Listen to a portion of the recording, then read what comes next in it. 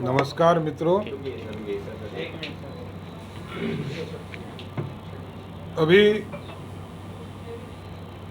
दो जगह पर विधानसभा के उपचुनाव हो रहे हैं। इसमें एक उम्मीदवार हैं मोहन प्रसाद, जो राष्ट्रीय जनता दल के उम्मीदवार हैं। वो एक कंपनी के डायरेक्टर हैं, उसका नाम है सिल्वर हेरिटेज स्पिरिट्स LLP। ये शराब का धंधा करता है और शराब के मामले में इनके ऊपर प्राथमिकी भी दर्ज है झारखंड सरकार में। और ये शराब की पेटियां सप्लाई करने के मामले में इस कंपनी के खिलाफ, इनके निदेशक और इनके मैनेजर के खिलाफ FIR दर्ज किया गया। और ये 2022 का डायरेक्टर का जो लिस्ट है, 11 फरवरी 2022 का, इसमें स्पष्ट लिखा हुआ है कि मोहन प्रसाद इसके डायरेक्टर हैं। तो हम नीतीश कुमार जी से ये पूछना चाहते हैं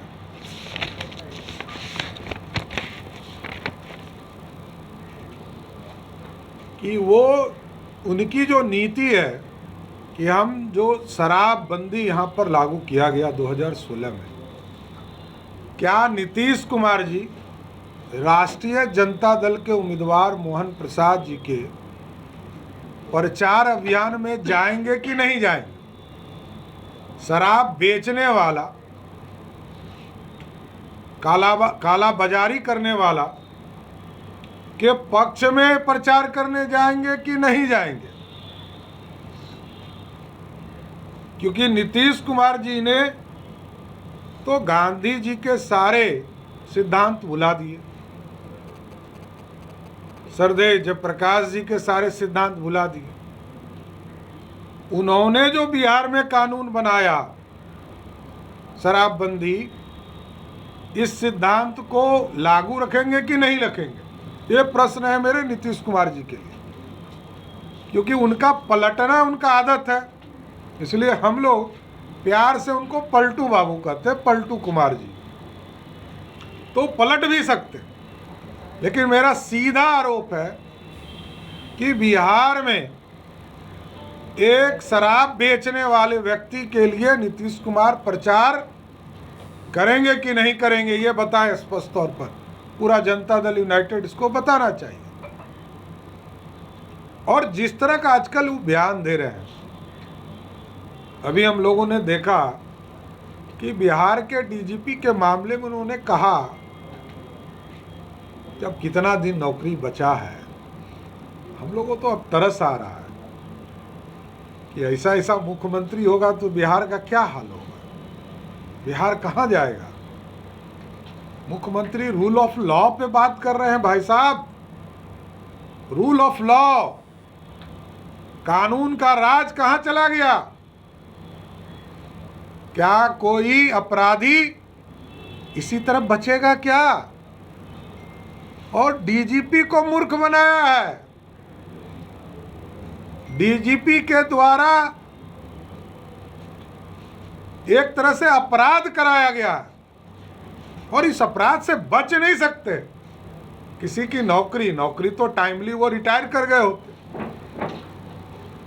ये तो DGP हो गए, इसलिए इनका टेन्योर बढ़ गया। तो मेरा सीधा आरोप है नीतीश कुमार जी पर, ये अपराधियों को बचाना चाहते हैं। CBI जांच करानी चाहिए और जांच में यदि DGP इसमें दोषी हो तो उनके खिलाफ भी कार्रवाई करनी चाहिए। नीतीश कुमार पूरी तरह एक्सपोज हो गए और डिपोज भी हो गए। बिहार की राजनीति में अति पिछड़ा समाज अब पूरी तरह समझ चुका है कि नीतीश कुमार, हमने कहा था कि नीतीश कुमार खलनायक है, वो प्रूव हो गया। नीतीश कुमार जी ने कहा, गांधी मैदान से कहा कि नहीं, इसमें आयोग की जरूरत नहीं है, 2005 में हमने आयोग बनाया है। लेकिन सुप्रीम कोर्ट और हाई कोर्ट को मैं धन्यवाद देना चाहता हूं कि बिहार में आयोग का गठन किया गया, रात के अंधेरे में ही भला से, लेकिन आयोग का गठन किया गया और नीतीश कुमार जी ने पूरी तरह अपमानित किया पूरे अति पिछड़े समाज को। और लाखों जो उम्मीदवार हैं जिनका पैसा खर्चा हुआ, हम आपके माध्यम से डिमांड करते हैं सभी को, जो राशि खर्चा हुई उसको सरकारी खजाने से वापस करने का काम नीतीश कुमार की सरकार करे। आज हम लोगों ने देखा है कि एक विज्ञापन में छपा है कि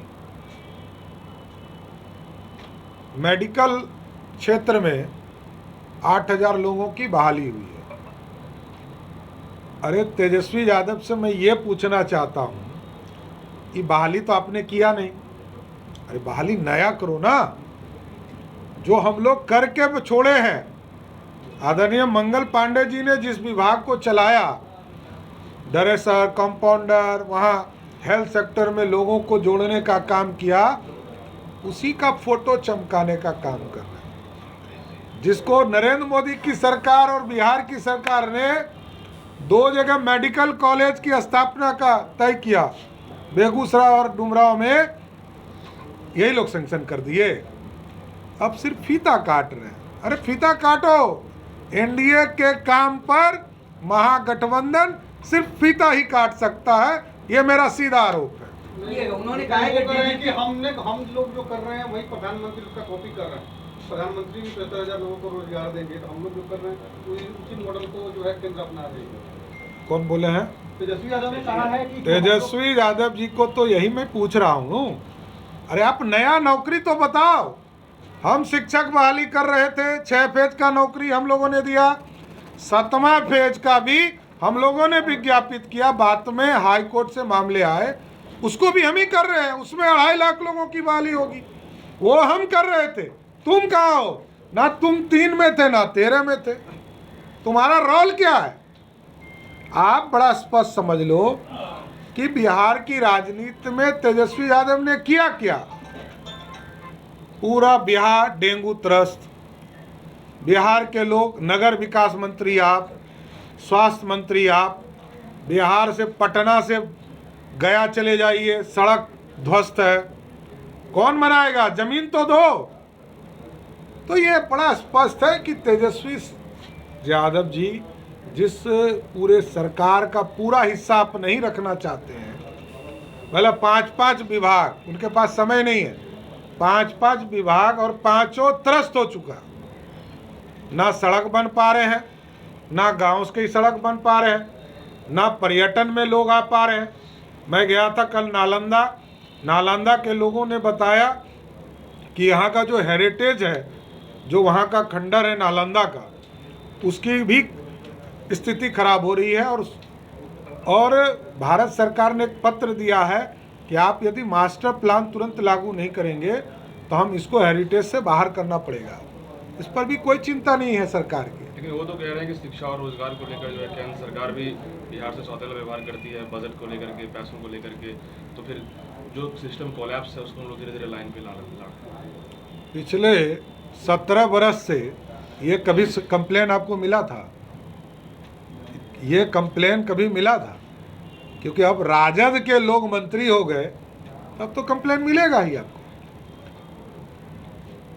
17 बरस, इनकी माताजी जब मुख्यमंत्री थी तो आदरणीय राबड़ी देवी जी कितना पैसा देती थी शिक्षकों को? 1500 रुपया। आज कितना मिलता है?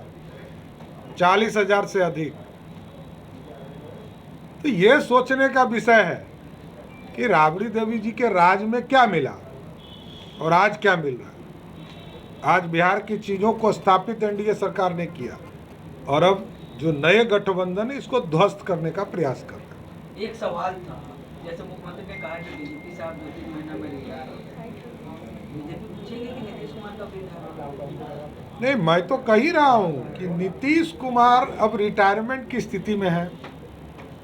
अब रिटायरमेंट के समय उनको सबको लगता है कि दूसरे का अपराध माफ़ हो जाए, मेरा भी कल अपराध माफ़ हो जाएगा।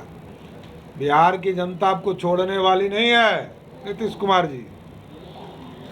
बिहार की जनता को न्याय चाहिए, और अपराध आप करेंगे तो जो भी अपराधी होगा उसको जेल के सलाखों के पीछे जाना पड़ेगा। आज जिस तरह नीतीश कुमार जी ने कहा कि डीजीपी को अब 2-3 महीने में रिटायर कर रहे हैं, इस देश का दुर्भाग्य है कि अब बिहार में ऐसा मुख्यमंत्री देखने को मिल रहा है जो अपराध के लिए कहता हो कि भाई अब तो 2 महीने की नौकरी है। अरे भाई, आप अपराध कैसे माफ कर सकते हैं? हमारा मांग है सरकार से कि सीबीआई जांच कराइए। आपसे तो कुछ नहीं हो सकता है। जब मुख्यमंत्री ने क्लीन चिट दे दिया तो उस सरकार में क्या हो सकता है? तब पुलिस को भी औकात नहीं है, क्योंकि डीजीपी के खिलाफ कार्रवाई करना है। क्या आपको लगता है अब पूरी तरह इसकी सीबीआई जांच होनी चाहिए और इस पर कार्रवाई होनी चाहिए। और मुख्यमंत्री ने जब मान लिया कि डीजीपी ने अपराध किया है, तब इसके बाद कोई जरूरत नहीं है, सीधा हटाने की जरूरत है, कार्रवाई करने की जरूरत है। क्या लग रहा है कि डीजीपी पे कार्रवाई होगा? हमको तो पूरा ज्ञान है कि ये कोई कार्रवाई करने वाले मुख्यमंत्री नहीं है। ये तो अब खुद रबर स्टाम्प है, तो ये क्या कर सकते हैं? इनकी राजनीतिक हैसियत अब क्या होगी? वोट होता है तब कॉन्फिडेंस होता है। अब तो बिहार की जनता इनको 24 में भी नकारेगी और 25 में भी नकारेगी। और ये स्पष्ट है कि नीतीश कुमार दिन प्रतिदिन अपने आप को रबर स्टाम्प के तौर पर प्रस्तुत कर रहे हैं।